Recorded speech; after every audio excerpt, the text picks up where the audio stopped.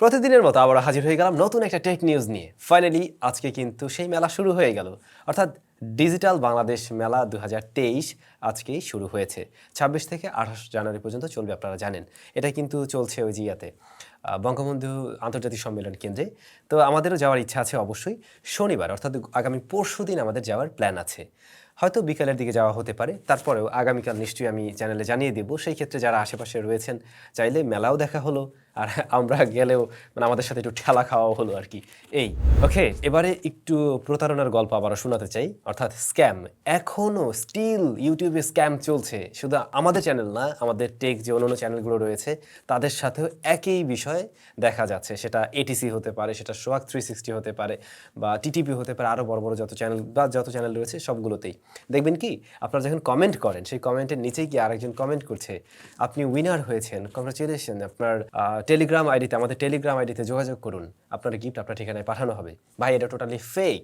আপনারা কেন, যাদেরকে কমেন্ট করা হয় তারা কেন এই ব্যাপারটা বুঝছেন না যে আমাদের চ্যানেলগুলোর পাশে টিক মার্ক রয়েছে, ভেরিফাইড এই চ্যানেলগুলো, আর যিনি কমেন্ট করছেন তিনি হয়তো আমাদের লোগোটা চুরি করে নিয়ে করছেন, কিন্তু সেটা ফেক। লোভনীয় জায়গায় পা দেওয়া যাবে না, একটু চিন্তা ভাবনা করে আগাতে হবে।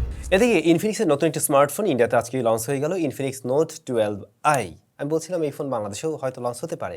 স্মার্টফোনটিতে কিন্তু অ্যামোলেড ডিসপ্লে রয়েছে, ফুল এইচডি প্লাস রেজুলেশনের, এবং ইনফিনিক্স গত 1-1.5 বছর ধরে ওই যে অ্যামোলেডটা ব্যবহার করে আসছে ওটাই। প্রসেসর সেকশনে মিডিয়াটেক হলেও Z85, 50 মেগাপিক্সেলের ক্যামেরা, 2 মেগাপিক্সেলের আরও একটি অন্য কোনো শুটার রয়েছে, আর এর ফ্রন্ট ফেসিং ক্যামেরায় মনে হয় 13 মেগাপিক্সেলের শুটার। এই স্মার্টফোনটি ইন্ডিয়াতে 10,000 রুপিতে লঞ্চ হয়েছে। এটা ভালো প্রাইসিং। বাংলাদেশে যদি 15 মধ্যে এরকম একটা স্মার্টফোন এই মুহূর্তে পাওয়া যেত, অ্যামোলেড আছে, Z85 রয়েছে, তাহলে অনেকের জন্য এটা খুব দারুণ একটা প্যাকেজ হতে পারতো বলে আমার মনে হয়।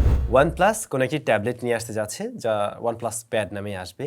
তো এই ট্যাবলেটের সাইজ হতে পারে, ডিসপ্লে সাইজটা থেকে হতে পারে 11.6 ইঞ্চ। তবে এটা সুপার অ্যামোলেড নাকি IPS সে ব্যাপারে কিন্তু এখন পর্যন্ত কোনো তথ্য নেই। তবে এই ট্যাবে অবশ্যই স্টাইলাসের সাপোর্ট থাকবে, অর্থাৎ কলম ব্যবহার করা যাবে, আর এর বডি ফ্রেমটা সেটা মেটালে তৈরি। ভাই ব্রাদার, আজকে কিন্তু আমাদের চ্যানেলে আরও একটি ভিডিও দেওয়া হয়েছে, যেখানে একটা নেক ব্যান্ড এবং একটি TWS নিয়ে আলোচনা করা হয়েছে। তো ওই দুইটা আপনাদের জন্য আবার গিভঅ্যাওয়ে থাকবে। যারা ওই ভিডিওটি দেখেননি, ডেসক্রিপশনে লিঙ্কটা দিয়ে দিলাম, চাইলে দেখে অংশগ্রহণ করে ওই দুটা জিতে নিতে পারেন। আচ্ছা, ইনফিনিক্স নিয়ে তো বলছিলাম, তো ইনফিনিক্সের কিন্তু আরও একটি স্মার্টফোন এই যে 4 তারিখ, অর্থাৎ ফেব্রুয়ারি মাসের 4 তারিখে লঞ্চ হওয়ার কথা, ইনফিনিক্স 05G 2023 এডিশন। তো এইটা হলো ওই যে লাস্ট ইয়ারে যেটা লঞ্চ হয়েছিল ইনফিনিক্স 05G, মিডিয়াটেক ডাইমেনসিটি 900 দিয়ে এসেছিল, ওই স্মার্টফোনটাই মূলত বলতে পারেন। বাট এবারে নতুন প্রসেসর দিয়ে আসছে। আমরা রিয়েলমি, রেডমিতে নতুন যে প্রসেসরটা পেলাম ডাইমেনসিটি 1080, ওই প্রসেসর দিয়ে আসবে ইনফিনিক্সের এই স্মার্টফোন আর কি। এবং ক্যামেরা সেকশনে কিন্তু 48 মেগাপিক্সেলের মেইন শুটার, দেন এটাতে 13 মেগাপিক্সেলের একটি টেলিফটো জুম লেন্সও রয়েছে, আর ব্যাটারি হিসেবে 5000 mAh, এবং চার্জার মনে হয় 33 ওয়াটের ছিল। স্যামসাং তাদের এম সিরিজে আরও একটি নতুন সদস্য যোগ করতে যাচ্ছে, Samsung Galaxy M54। AMOLED display থাকবে, 120 হার্জ হাই রিফ্রেশনের, ফোনটার রিয়ার প্যানেল বডি ফ্রেম প্লাস্টিকে তৈরি।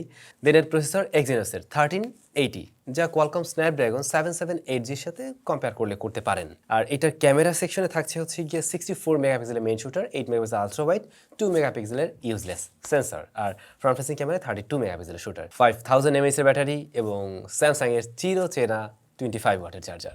অনেক সময় স্মার্টফোন রিভিউ করার ক্ষেত্রে আমাদের মুখে হয়তো বলতে শুনবেন এটার যে র্যামটা রয়েছে তা LPDDR5 এর, LPDDR5X বা LPDDR4 4X এমনটা আমরা বলে থাকি। তো যেমন ধরুন LPDDR4 এর তুলনায় LPDDR5 অবশ্যই অনেকটা ফাস্টার, অনেকটা এগিয়ে আছে, latest technology. But SK Hynix নামক একটা ব্র্যান্ড LPDDR5T র্যাম লঞ্চ করেছে। LPDDR5T মিনস টি মানে হলো গিয়ে টার্বো, এবং এইটাই কিন্তু এই যে রেগুলার LPDDR5X আমরা যেটা পেয়েছি তার তুলনায় 13% ফাস্টার। তার মানে অনেকটা বড় স্টেপ আমরা আবার দিতে যাচ্ছি র্যামের ক্ষেত্রে। এই RAM technology 9600 Mbps read write speed দিতে সক্ষম। তো বুঝতে পারছেন এটা আসলে কতটাই ফাস্টার। যাই হোক, আজকে টেক নিউজ তাহলে এটুকুই। আমরা চলে যাব এবারে কমেন্ট সেকশনে। আশিক ইসলাম ভাই জানতে চেয়েছেন, ভাই রেডমি রিয়েলমি কি একই কোম্পানি, যেমন শাওমির ব্র্যান্ডেড নাকি আর কি? না ভাইয়া, রিয়েলমি রেডমি এক কোম্পানির না। শাওমির সাব ব্র্যান্ড হিসেবে আমরা ধরুন জানি এই মুহূর্তে রেডমি, আর রিয়েলমিটা মূলত ওপোর সাব ব্র্যান্ড বলতে পারি। MX3 গেমার, গাজীপুরে করলে কেমন হয় মিট আপটা? ভাইয়া সেটা তো খারাপ হতো না, আপনার জন্য নিশ্চয়ই ভালোই হতো, কিন্তু দেখা গেছে যে ঢাকার ভিতরে এটা একটা মিডল পয়েন্ট হতে পারে, সেটা হয়তো ফার্মগেটের আশেপাশেও হতে পারে। যাই হোক আমরা জানিয়ে দেবো নিশ্চয়ই কোথায় হচ্ছে। এমডি মঞ্জু লিখছেন, স্যামসাংয়ে আইআর ব্লাস্টার সেন্সরটি দেওয়ার জন্য স্যামসাং কোম্পানিকে যে করে হোক জানান।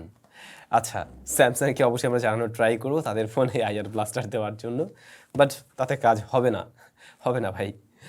তাহলে সবাই ভালো থাকবেন, দেখা হচ্ছে নতুন ভিডিওতে। বাই দ্য ওয়ে, ওই যে ভিডিওর কথা বললাম TWS এর, ওটাতে চাইলে অংশগ্রহণ করতে পারেন, ডেসক্রিপশনে লিঙ্কটা দেওয়া আছে।